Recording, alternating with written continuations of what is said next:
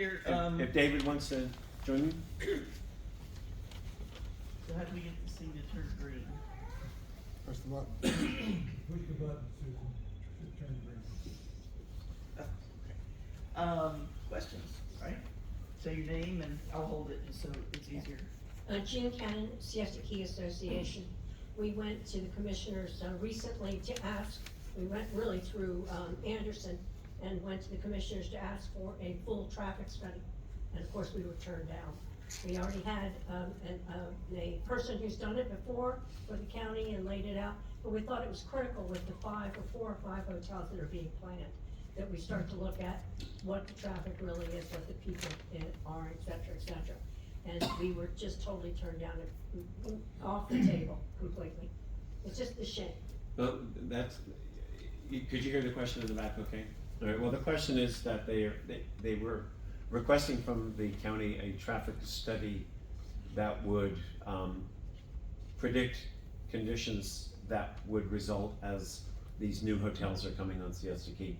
And the reality is, as you heard earlier, the state legislature, including the governor's office, have been most effectively preempting local government's ability to regulate growth, even if they wanted to, and also preempting citizens' ability to challenge these decisions.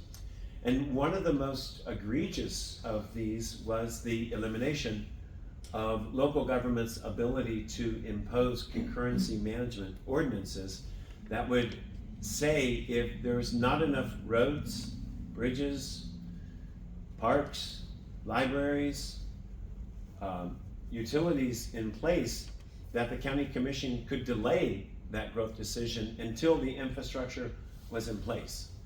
They can no longer now do that, even if they wanted to. So to describe it as anything other than a stacked deck would be disingenuous or show a tremendous level of ignorance.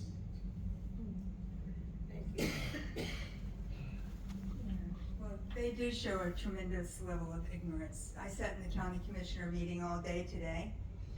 We watched Newtown go down, which was sad. I mean, it's really quite sad to see what's happening in that particular area. We did save the Myakka River, just one strip of seawall, but they will be back. We were there fighting the mega church. We have 18 churches in the old Myakka area, mind you, but we have another church coming, which is gonna be bringing in transients. It's gonna be like a hotel, a retreat center, that the traffic cannot possibly support it. The septic systems can't support it. It's right next to the Sarasota watershed. This just goes on and on. And that was 3-2. Susan just said that, I left before it was over. But my question is, I mean, I don't know why, like, have you delivered this to the county commissioners? Have they seen this? I mean, I think sometimes visual things might sway some of them, who knows? The other thing is the 5 and 10 acres, that is such a tragedy. You have no idea what a tragedy this is. I think I do. But I know you do, but we lived on the Myakka River for 12 years. It was the privilege of a lifetime. We have 10 acres in Old Myakka since '87, which is, for me, the privilege of a lifetime to live like that, to have 10 acres, to have the nice sky, to have the wildlife that we have, and to be able to plant all the things. The traffic on Fruitville Road is unbelievable. People don't realize that when you start developing the noise level from blowers, from air conditions, I never hear people talk about that. I never hear people we're starting to talk about the night sky, but then when you look at what Rex Jensen has done, and we went and talked to him, begged him not to do what he was doing, to take that land away from the future generations, to be able to have 5 and 10 acres. You don't realize how important that is as a lifestyle for so many people, to know what it is to live on a place where you have animals and wildlife, etc., be able to have a little farm. That's gone now in Sarasota County. So, and I was here during the moratorium. I would have voted, I love the moratorium. I'm sorry it didn't happen. However, what are we gonna do now? How do we get that 5 and 10 acres, back? And 2026 is too late. Like, I'm looking at, why do we have to wait till then? We have 80 acres going up for sale right behind our property. And he said, and in the advertisement it says, and come and develop it. And I just wanted to say, really? This is 80 beautiful acres, that's gonna go? I mean, you see it constantly, and there's very little of that left. You're right about that, John, and thank you so much for doing those maps. I just wanna say that, You're welcome. because that was brilliant. You're welcome. So you didn't There was tell a me how question you're in gonna there. I didn't, yeah. How are we gonna do that? No. How are we gonna get it back? Why do we have to wait till Well, 2026? but first off, Sarasota, the state of Florida has some of the strongest property rights legislation in the United States. We have, in this state, not only do we vest constitutional rights, we also vest speculative rights.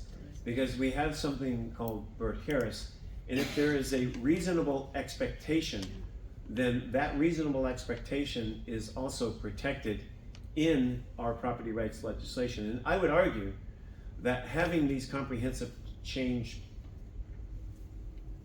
creates a reasonable expectation.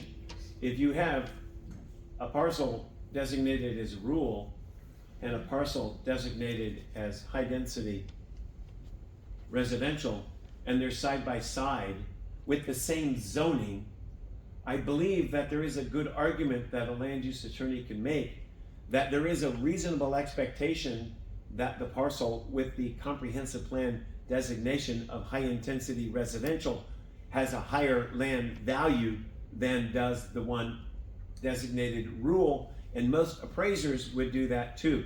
Those property rights are now protected in the state of Florida. So it's like a purge valve. It only goes in one direction. I've said for over 30 years, and I got a lot of trouble, I published this about 30 years ago. The state of Florida doesn't have a property rights taking issue. It doesn't have a problem with property rights taking. It has a problem with property rights giving, because we are constantly giving away more rights than can be accommodated by the natural environment, the water supply, traffic, or any of these other concerns. So, I mean, I agree with you, but I would argue, and I may be wrong, but there is no going back. You don't go back to these, once these comprehensive plan designations are on the books, and a purchaser purchases that property based upon that comprehensive plan, those zoning districts that are allowable districts within that comprehensive plan, going below that is, I would suggest you're not gonna get there from here. So what I'm hearing then is there's laws that prevent denial of rezoning requests, even if it isn't in a comprehensive plan. No. No, the comprehensive plan law requires that the only thing you can rezone to is a zoning district that is allowable in that comprehensive plan designation. Now, they can change the designation, which is what you're seeing happening, in eastern Sarasota County, which is what you saw in 2050. Legally, there's nothing wrong because the commissioners have the legal authority to change what prior commissioners have done, whether or not it was a commitment or a promise to the community or not. I mean, think back to the plan that said I-75 was going to be the ultimate designation of it, and that was, the developers went along with that. The developers went along with 2050. Everybody went along with these commitments. It's just that as different commissioners come on, and there's generations of commissioners that are removed from the original decision-making process, the reason the promises and the commitments are lost. And the only persons at these meetings that are reciting what they believed were the commitments are the people that mostly have special interests at stake. John, you and I have talked about this issue that I'm going to bring up. I head up the Right to Clean Water effort for a constitutional amendment for the state of Florida. The reason I'm doing it is because I truly believe that this is a linchpin that can turn around the issue that is the fundamental basis of our problem, and that is corruption in the political system. I believe that when you take the decisions about clean water and how the requirements for clean water will change the land use deals that are made by our elected officials in order to satisfy the people who fund their campaigns. Once you take that prize that the legislators and the elected officials can give away from them, and the state is required to provide the citizens with the environmental, water, and health that they need, it's going to change the only thing that's in our way, and that's the political corruption. We're going again for the amendment to the state constitution for the election of 2026. Everybody in this room needs to get out and support it and to get the petitions signed so that we can put this decision before the state voters so they may choose whether they want it or not. It's going to be the only opportunity for them to make this choice instead of elected officials that have other obligations. And just to be clear, she used the C word. I didn't use the C word, the corruption. In fact, I would argue that although it was wrong and a breach of public trust, it's neither corrupt nor illegal for these terrible decisions to be made. Who is I this? suggest it's just immoral versus. Yeah, you could use that word, yeah. Okay. Yes. So I moved here 12 years ago, and about 10 years ago, a more enlightened person suggested I speak before the county about the 2050 changes, which I did. I went